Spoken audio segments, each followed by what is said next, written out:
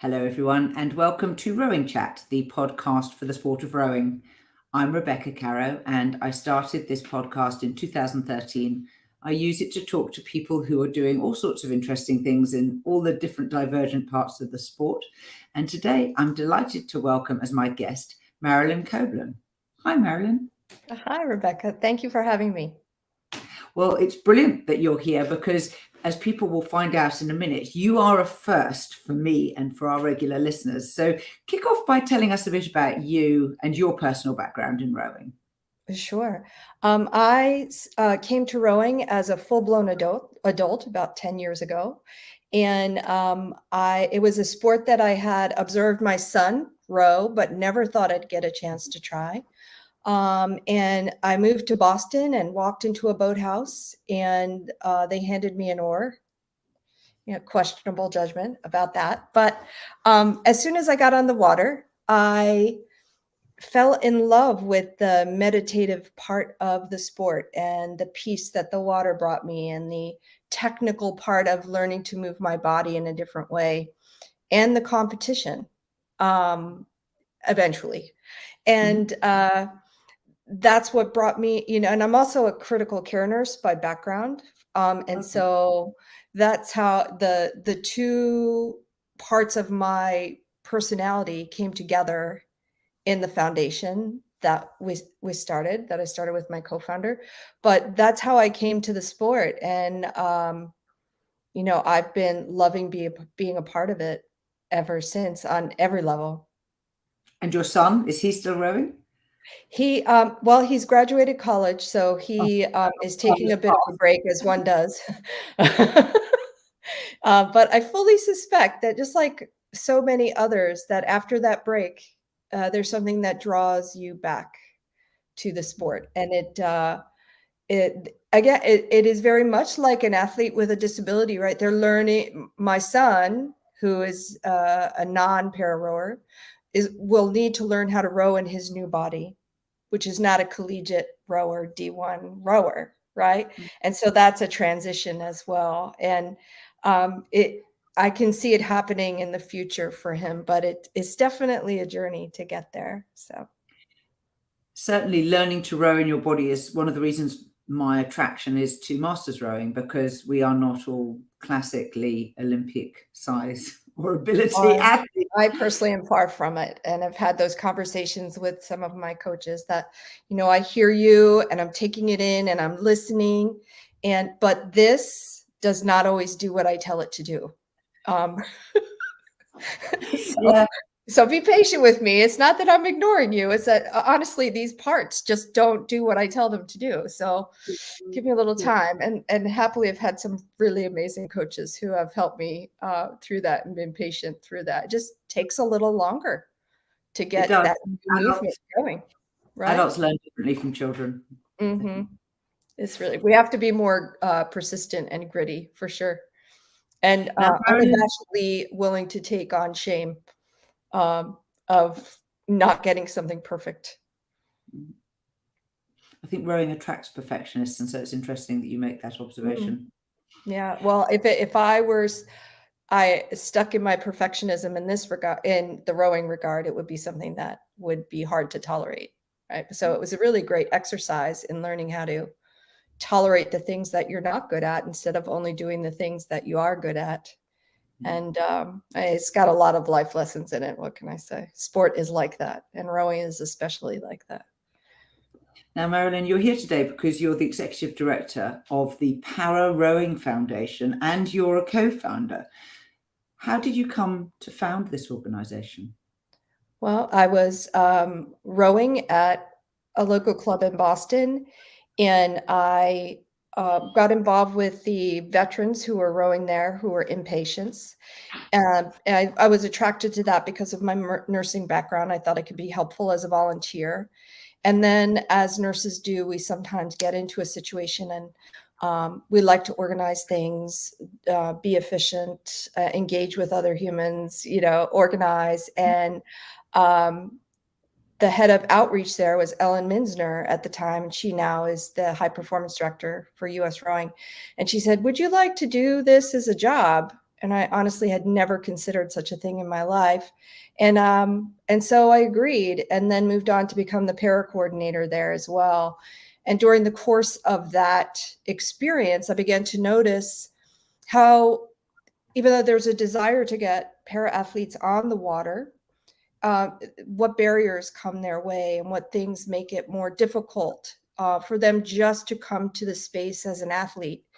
And so my nursing background really dovetailed really nicely with developing some techniques and intakes for for us to gather some information from them first and meet with them personally and invite them to the boathouse so that we could find out more about how we could get them on the water, and then share the pertinent information with coaches.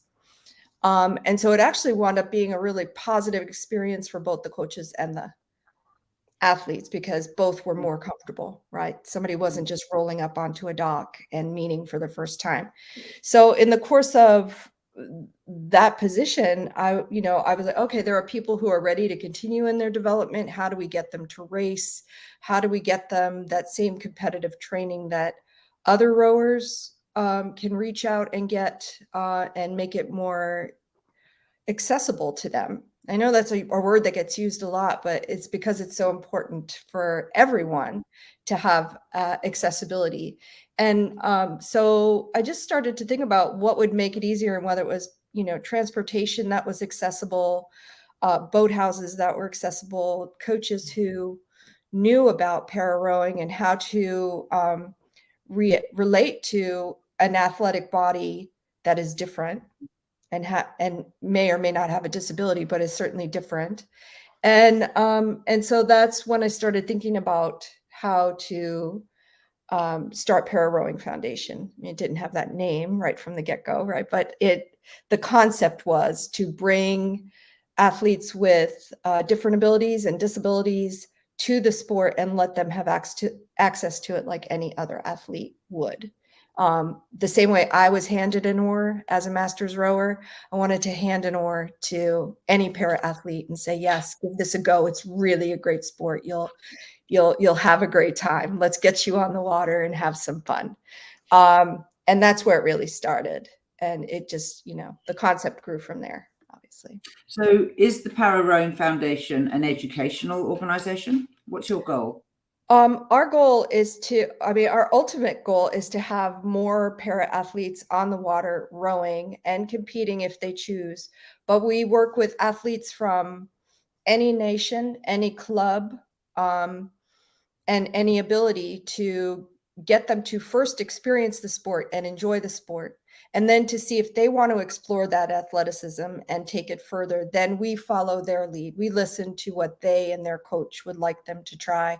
So we're a very hands-on, practical, experiential organization that puts people in athletic situations they want to be in, and puts them in boats and gets them rowing, or put them on ergs and get them rowing with whatever specialized equipment or training they need. Sort of naturally from that comes education, because just having exposure to people with different abilities, and them being a part of an experience, or rowing out of your boathouse, and realizing that it really is not as difficult as we all have in our minds to create a situation where someone can join our sport. It doesn't take as much as we think, even with equipment. So, it's sort of a place for advocacy to happen for people who want to speak up and be in the sport, and also sort of like shouting from the rooftops, like, you can do this sport too. This is something that's very accessible. And then to people who are not para athletes, also saying, these are people who can row beside you or in your boat sometimes. So it is a very like broadband sort of awakening for people of, so this sport really is for everyone. I mean, if I can do it, anybody can do it. That's sort of how I approach it. Tell us about one of your athlete successes. Well, we just recently had a fabulous one where a U.S. athlete needed to train between Head of the Charles and Gold Cup Regatta. and we were able to coordinate the access for her to be able to row out of a boathouse on the Charles in those days in the interim.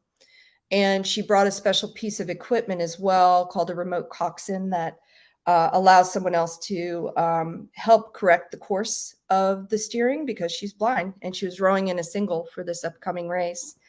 And it took a lot of people in the background working very hard to have launches, do some talking to board members, having people understand what is needed, how safety is achieved. And it's remarkable how often we say, you know, it's just like any other rower. We would have a launch with that person there with their coach.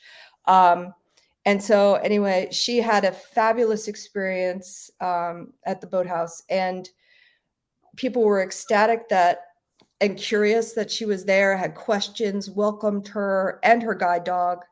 And it just turned out to be like a wonderful, warm piece of community. And then she went on to race in the Gold Cup and win some prize money.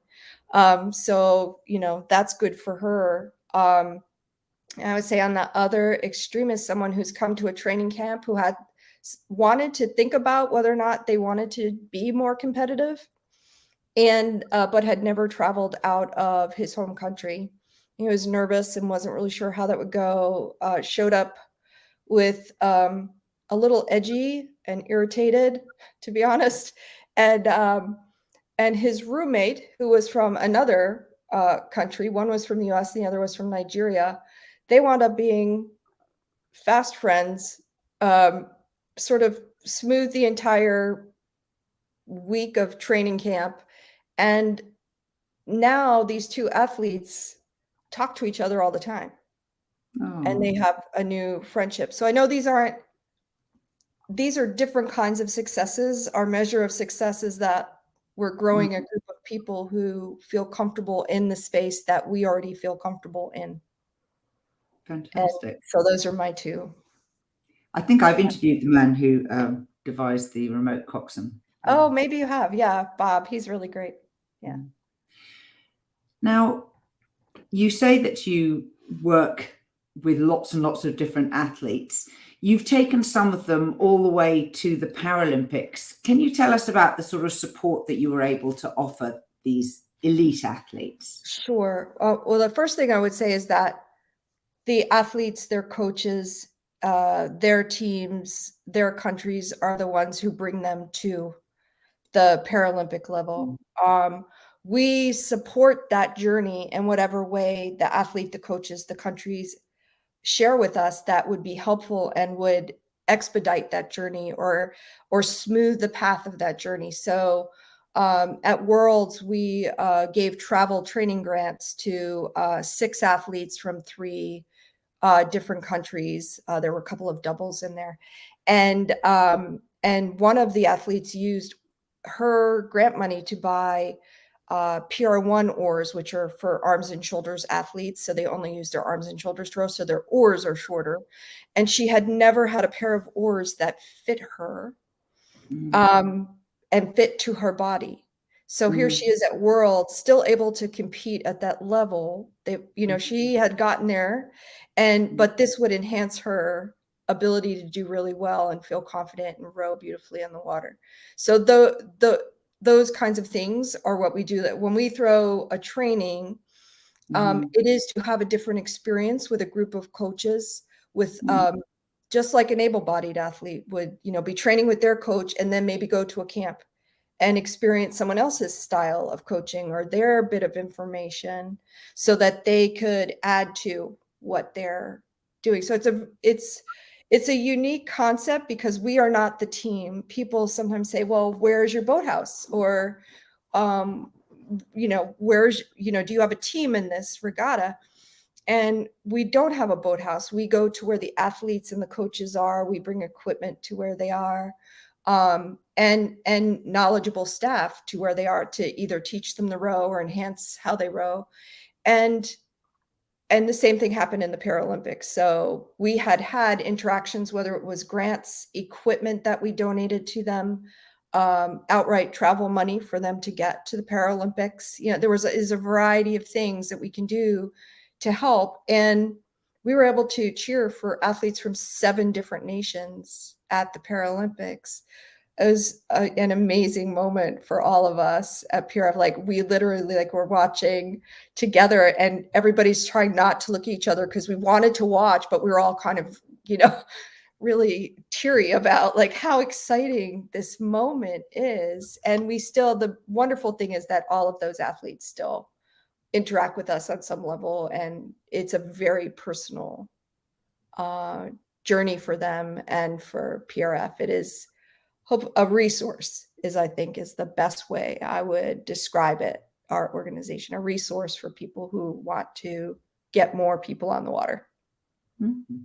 Now, if someone listening knows an athlete who could do with some help, how do they go about getting some help or speaking to you about the possibility? Oh, sure. What we have on our website, which is, you know, the usual www.pararowingfoundation.org. There's a info@pararowingfoundation.org that you can click on, or just pop that in the email address, and those emails come directly to staff at PR, and then they get, you know, put into the proper person who would want to talk to them if they need assistance with equipment or how to measure for a new set of oars. There's, you know, a certain place that goes, and there's another place it goes if they are trying to figure out, can I get classified to be a para rower and compete at that highest level?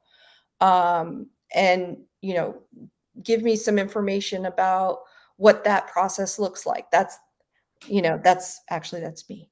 But you know, everybody's got their forte about what they're really great at. And, you know, sometimes it's logistics about how do I ship something somewhere or get that equipment, which remains probably one of the biggest challenges that the organization has, is shipping, believe it or not. So if anyone's in the shipping industry, please get in touch. Yes, please. You could be a very useful supporter. Yeah, it's very difficult to get equipment to different countries and have it arrive safely, securely in the hands of an athlete and an individual. And in fact, we have gone as far as waiting for an athlete from Kenya to be training in France with a different sport, because she's a mega athlete. So she was training with a different sport. And we ordered her oars from Vermont at Concept 2, and they airshipped them to France while she was there. And the people on the other end from Concept 2 made sure she was at a particular hotel, because they had switched hotels, tracked her down to hand her the oars while she was in France so she could carry them back home to Kenya. Because if we shipped them to Kenya, there would be nobody who could hand them to her. And most likely, and that's true of many, many countries. So yeah, anybody who's in that field, we would love to meet you. And also, you don't want to have to pay bribes, do you?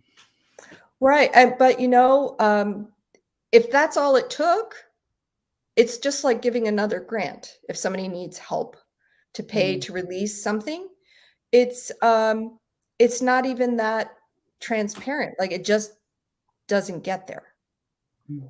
So there's got to be a better way, and we have been racking our brains about it. But so far, we've just been sending the France story is a great story, and it was a lot of logistics went into that, as you can imagine, and a lot of sort of like, I felt a little bit like we threw the oars up in the air out of the U.S. and like they went to France, and we were like, I hope they get where they're gonna go.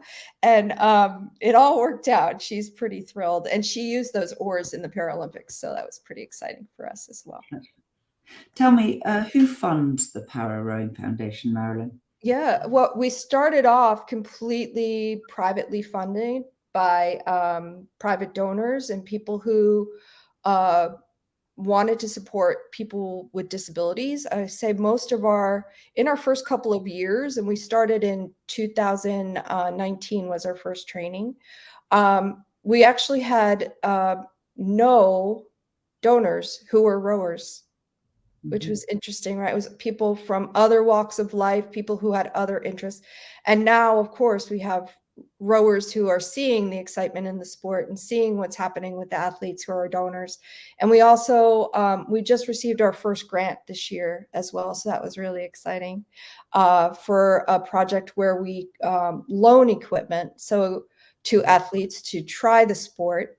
Again, based on a nursing concept where you can, borrow a wheelchair or a walker if you're injured and you need it temporarily. And so the idea was that people who wanted to try the sport didn't have to invest in all this equipment beforehand. They could borrow it from us. And we do train their coaches or find them a coach local to them who knows how to use the equipment, because the network is fairly large, actually. And then we send them the equipment. They can keep it for 8 weeks.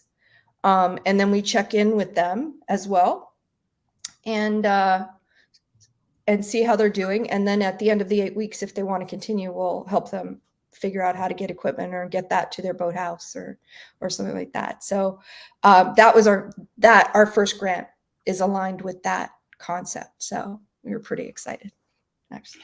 A lot of the listeners to this podcast are normal coaches and athletes in regular clubs and high schools.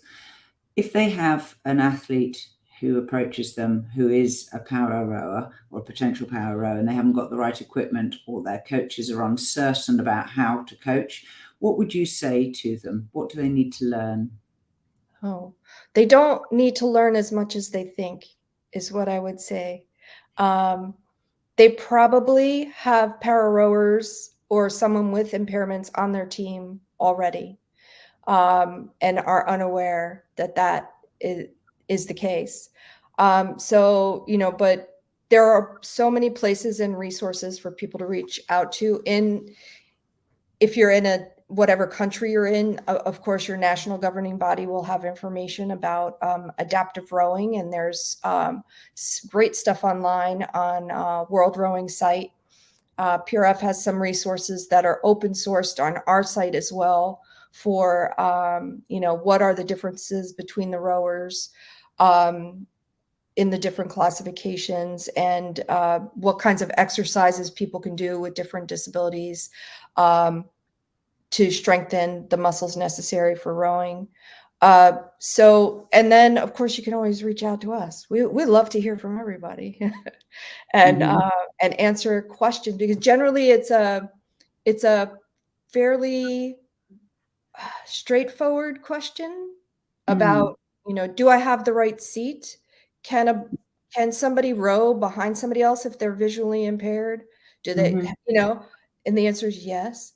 And, so it doesn't take much. It usually takes those networking connections. Like, where can I find someone who I can talk to regularly? And there are resources who do that, and people who will chat with you about it, especially with us. Like I said, we can't talk enough about para rowing. I don't.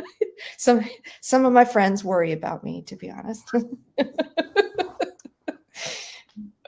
What would you say to a listener who's never watched a para race? What would you like them to do, one thing, as a result of listening today? Oh, I would love for them to go see a race and see an athlete launch off a dock and then row down the course knowing they're watching a para race.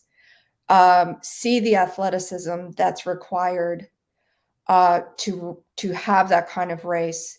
And I guess the other thing I would ask anybody to do is, if there's a fixed seat in their boathouse, meaning one that's not on the sliding seat, sit in that seat and try and row just with your arms and shoulders for 500 to 700 meters. Mind you, they do a 2K just like everybody else in a race, it will wow you, the athletic needs of somebody who does that cardiovascularly and otherwise.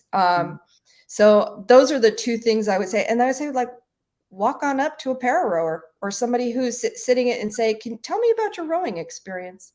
I would like to learn about, what that's like for you. And if somebody explains to you about something that is hard for them, take that in and listen and think about how could we address that? How could we take a moment and think about it another way? Sometimes it's something so little like a ramp that goes from one step on a dock down. And I mean, that happens at huge regattas, like Head of the Charles.